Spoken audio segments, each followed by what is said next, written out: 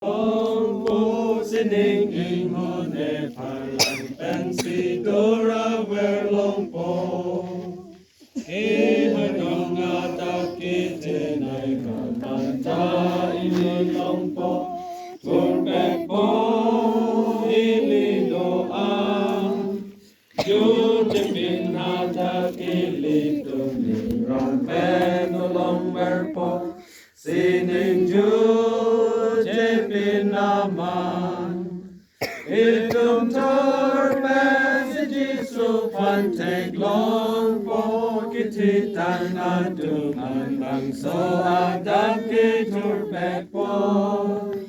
Itum tor messages so panteg long po sining ingon ne parlang pensi dora